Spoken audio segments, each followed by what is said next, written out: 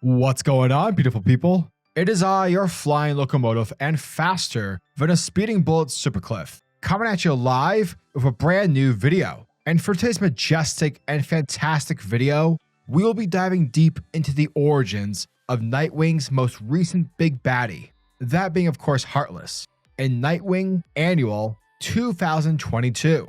But before we jump into everything that is DC and Heartless, if you are new to the channel, then smash that like and subscribe button. That way you guys never miss out on anything that happens on this majestic channel. And because we managed to cross over 1,000 subs, let's raise the bar and go full on Super Saiyan as we try to get 60 more subs for the end of 2022.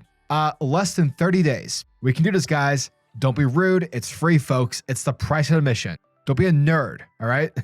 Show some class. Hit that subscribe button. Thus, without further ado, let's dive straight into the menacing origin story of Heartless in Nightwing Annual 2022. Our story starts off with a flashback where over in England many decades ago, we see a ship that is bound for America. And as often is the case, a professional butler by the name of Gerald Chamberlain is en route for Gotham City because he's going to be working for the wealthy Lyle family. However, an unknown psychopath sees Gerald's new job as a much needed fresh start as a way for him to escape.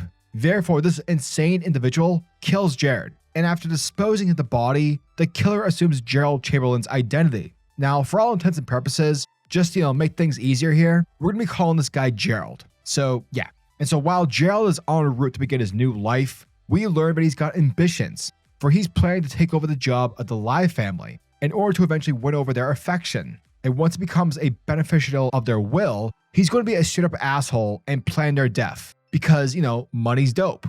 And yeah, you can definitely make the case that both this dude and Hush would be the bestest of friends. And so once he meets the family, we learn that the head of the family, Charles Lyle, is a cutthroat insurance executive who made his wealth by denying payments to people who needed them the most. And of course, this asshole has a wife who is just so useless because she loves money. However, it's here where Gerald meets a young boy named Shelton, and he is not innocent. This kid sucks. He's a silent, emotionless killer, just like Gerald. And Shelton's hobbies involve killing animals. And hell, the kid even murders his own house cat for fun. So yeah, overall, this family sucks. You got a dad who's just basically Tywin Lannister, a mother who's useless, and you have a child who has a hard-on for killing animals. But where most people view Shelton as a terrible mistake, Gerald sees him as a miracle, because for Gerald, upon realizing that Charles is the sort of person who would likely never write him into the family will, he took an interest in Shelton, and over time he helped nurture the boy's violent impulses like a freak of nature. For he would take the boy to butcher shops just so he could see the slaughter of the cattle, and he would take Shelton to the zoo to have him see the lions tear up the meat. However, there was one particular event that truly awoken something within Shelton, because on one fateful night, Gerald took the boy to the circus. The same circus that fell on the same night when the Flying Graysons were both killed. And despite the fact that the murder of Dick Grayson's family was that of horror and trauma, it's not at all what Shelton felt. Rather, Shelton got a fucking laugh session from it. I cannot emphasize how much this dude sucks. Because for him, seeing the death of the Graysons was simply hilarious. It was comedy gold. And on that drive home, that's when Shelton started to speak. He started to show more emotion and more confidence. Because not only did he get excited in seeing two people die, he also got excited by the aftermath of it. He got a hard-on for seeing all the pain that the people felt following the incident. People including the now orphaned Dick Grayson. And ever since that night, both Gerald and Shelton began to share a bond. And as the years went by, the boy started to become more sociable. More like Ramsay Bolton, which is a pretty solid comparison given the case. And it turns out that back in the day, Shelton went to the same school that both Barbara and Dick went to. And occasionally he would bully the two. Though after one encounter of him making fun of his parents' death, dude got the shit kicked out of him, resulting in Shelton missing some teeth. Now obviously kids every now and then, they get into fights, given that's just how things happen. However, the incident causes Charles, the father, to basically freak the fuck out. And seeing that Shelton is destined to be that of a fuck up, he edits the will to ensure that his son's future is secured. Now Gerald, because of this, he now sees this as his chance to kill off the parents once and for all. And so he plans a helicopter crash. But Gerald didn't know that Shelton was on board. And so following the crash, he extracts the boy from the wreckage alive, though severely injured.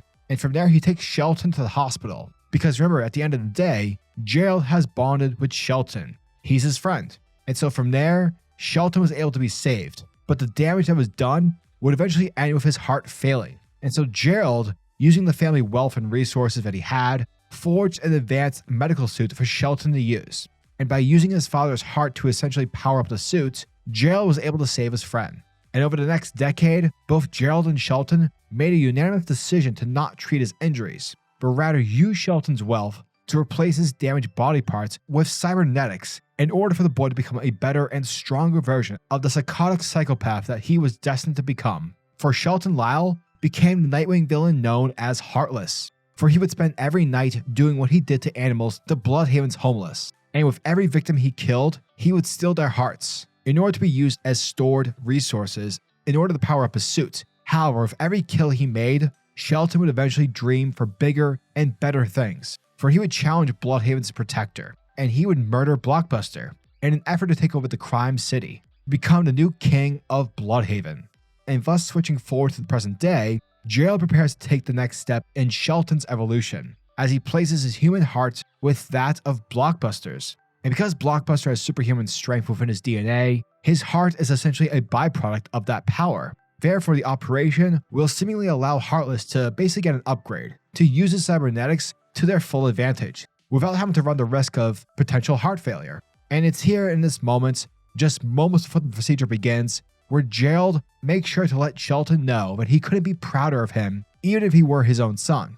But that's when Shelton replies, saying that as far as he is concerned, he is Gerald's son. And although the Lyles gave life to Shelton, via sex, from his point of view, Gerald was the only one who actually understood him.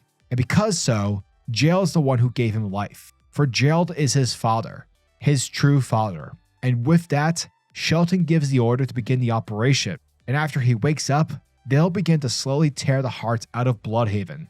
And they'll both get to watch Dick Grayson lose everything, all over again. And that, folks, was the end of Nightwing Annual 2022. And thank you guys for checking out my video, as it truly, truly means the world to me. So yeah, this issue, considering it was the origin tale of Heartless, yeah, it was pretty fucked, but still amazing nonetheless. Now, with this issue being that of an annual, it allows Tom Taylor the chance to take a break from Dick Grayson and to give the opportunity to finally dive into the backstory of Heartless. And I gotta say, though insanely dark and completely messed up on every front, Heartless is definitely one of those more recent of newer villains introduced within the scope of the Batman family, who's actually interesting. And just from the tone and the development of his backstory, he's basically the darker, the other side of the coin version of Dick Grayson. And I think that's pretty cool. Again, Nightwing hasn't really had his own particular villain per se. Everyone in the Bat family essentially shares the same rogues gallery, with each of them having their own personal, specific experience with said baddie. Like when it comes to Jason Todd, he really fucking hates the Joker. So, I mean, like, the Bat family has that sort of history with the Batman villains. Having Heartless being specifically a Nightwing villain, that's pretty cool. And that's actually like a smart thing to do. And I think that's why someone like Heartless works, in comparison to someone like Scarecrow and Penguin, because at the end of the day, they're Batman villains. And Dick Grayson is an extension of Batman. So overall, I'm really excited for what's to come. I love that DC is really leaning into the whole Dick Grayson being the fourth pillar of the DC universe. I know that many have said that Harley Quinn is the fourth, but you know what? I'm going to cast my vote, because I'm going to say this. Make Dick Grayson the fourth pillar of the DC universe, officially wise. So yeah, as always, I'm your majestic sayer over at SuperCliff, and if you guys are new to the channel, then do me a solid by smashing that like and subscribe button, and also the notification bell, so that you'll never miss out on an upload, and so that you'll always be kept up to date with your favorite top tier comics happening in the comic book world. So now tell me, what are your thoughts and opinions on this issue? Are you guys excited for the future of DC? Are you guys excited for issue number 99 of Nightwing? Let me know down in the comment section below. And until the next video, peace. Giggity goo.